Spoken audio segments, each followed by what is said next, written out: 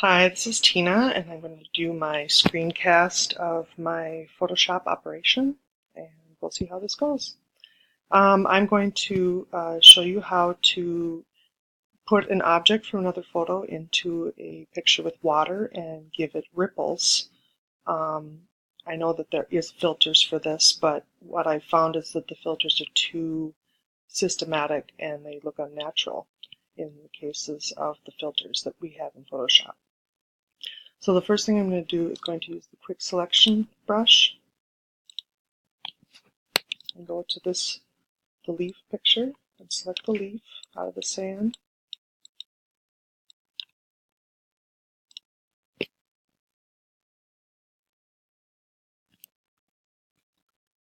And just copy and paste it. I don't need this anymore.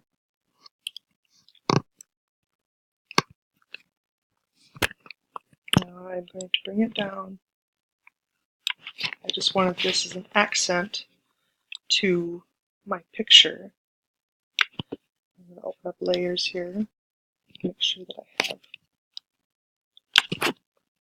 that below the other photo here. I want to get it as close to this area as possible.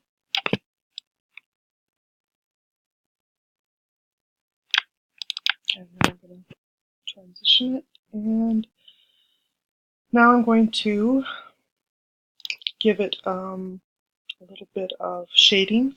You can of course use the burn tool or some other things, but what I found is using a mask is so much easier, especially with a gradient. And so you give it a quick mask on the right, see, and then you make sure that your colors are on default, black and white. It doesn't really matter which position they're in. And they're going to go to the gradient tool, and you can see the whole leaf here. It's kind of bright, but I have this lighting that's coming from this direction, so I need the lighting to be fixed before I do anything else with it. So I'm going to go to the quick mask, make sure you're on the quick mask and it's highlighted, and then you take the gradient tool and you're kind of creating a mask so that it will kind of disappear on one end. If you don't want it to, move the picture up, and you can do that or that.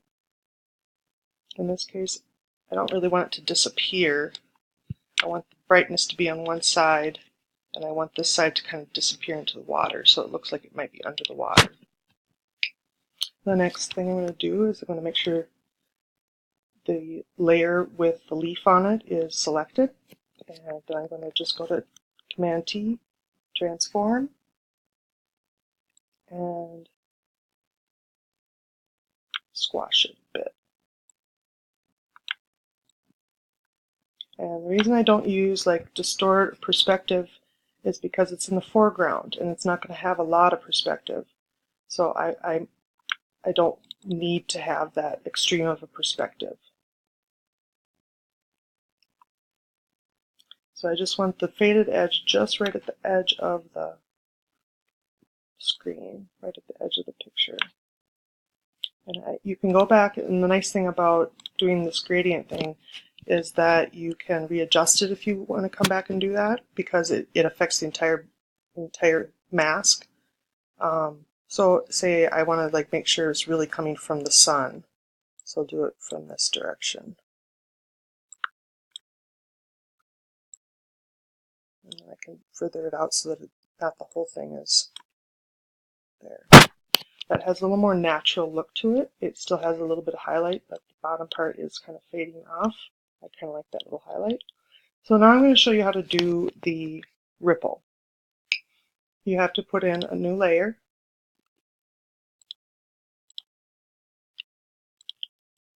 And I usually put that below. It's going to be behind the leaf.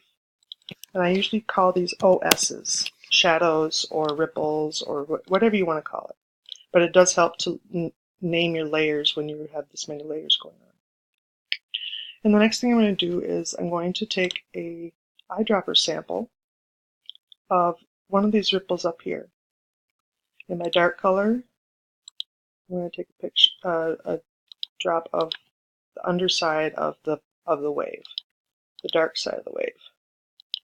And I'm going to switch that to the highlight. Just take whatever highlight color, go for one of the lighter colors, one that's more flat. Okay, and then you're going to hit Command on the leaf layer so that it selects the leaf. Oh, and then I don't want to cut it. And so now I've got my selection, and my selection in the first place had about a 2% pixel feathering. And so that, you know, when you're transferring it from another page to your page, you want it to have that little buffer. So I'm going to take that selection, and that's slightly feathered, and I'm going to go up to Selections and to Modify. I'm going to say Expand.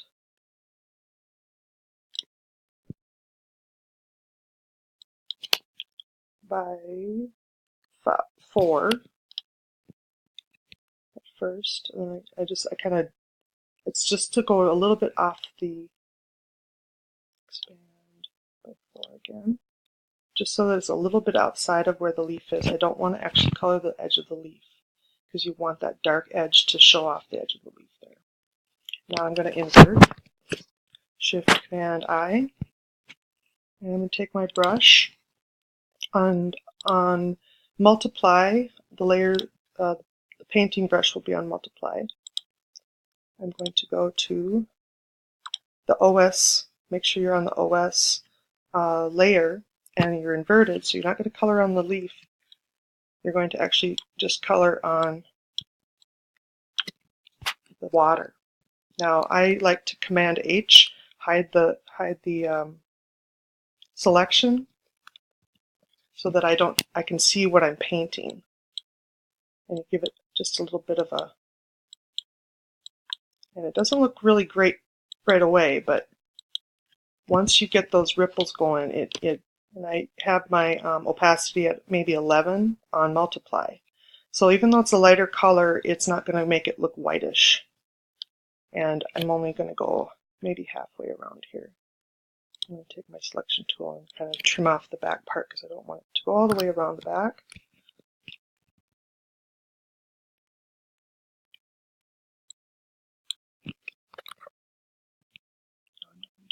All right. So now I'm going to invert again back to the leaf, and then we're going to do this selection expand several times in 10 to 15 increments, 10 to 15 pixel increments.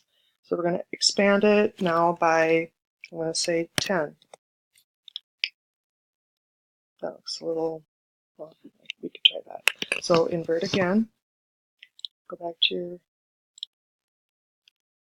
and you get the dark color this time. Last time we used the light color, so this time I'm using the dark color.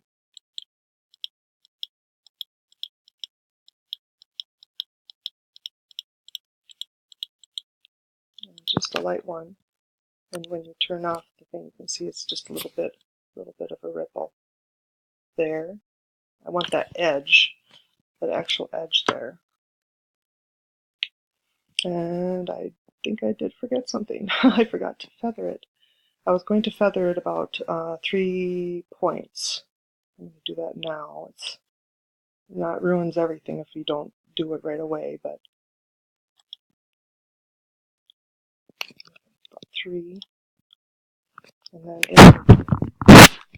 and expand again. And now this time it's not 10. I'm going to do 15. You're just going to gradually go out from there. Now that it's kind of vignetted, I'm going to do the highlight this time. Take the, oh.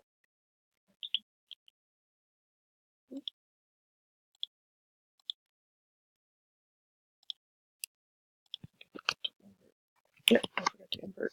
There you go. So try to get a little bit of the edge there. And of course this is not going to be perfect the first time around. For me it's a lot of trial and error. And so I'm going to invert. It's a lot of inverting back and forth with the highlight and the low light. And I'm going to expand again. This time I'm going to do about 20 or 25. So then it's out even further. And this time I'm going to switch it back to the darker color. And then invert and hide.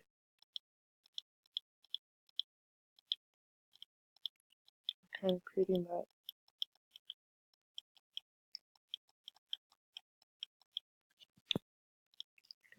darker color there. That's a little better.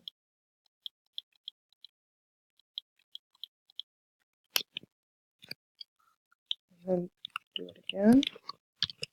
And you do this for a while. It's tedious, I know, but personally I like the effect that it has over, I'm going to go up to 35.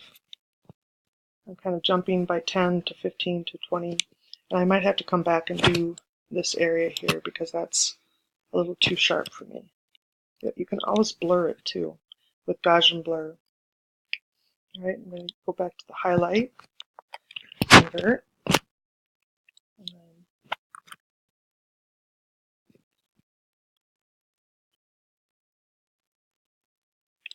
then I'm not worried about it going over the top of the thumb there because this layer is going to be underneath the thumb. It's not going to be over the top of the thumb.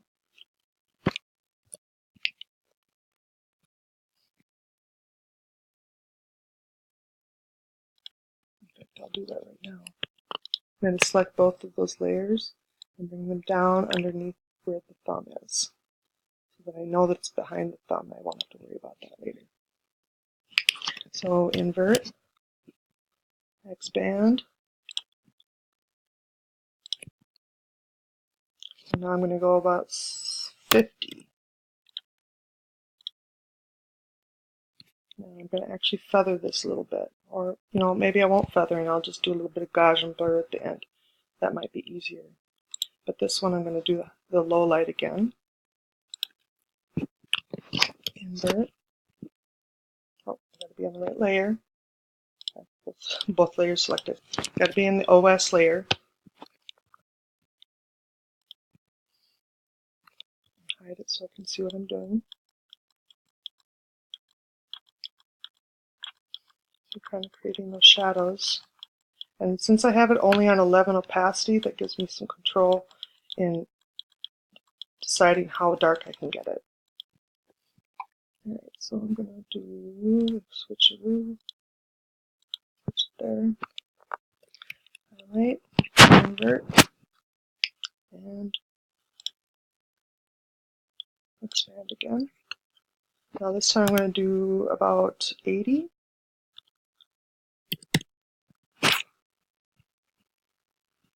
And invert. And the low light.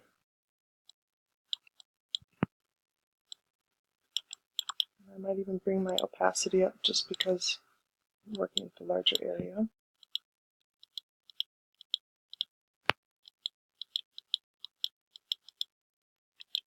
Like I said, it doesn't matter if it's too sharp in this case because we're going to just Gaussian blur it at the end. That's a little bit dark for me. Alright, or we can just bring down the opacity of the layer. That's another option. And then here I'm going to maybe do 1 or 2 more expansions of the selection. So I'm going to do 100 so that it's really far out there, and then I'm going to go back to the highlight because you want the last ripple that's going away from you to have the highlight.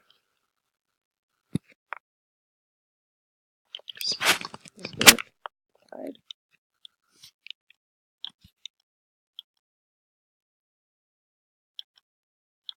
Because the highlight is where the rest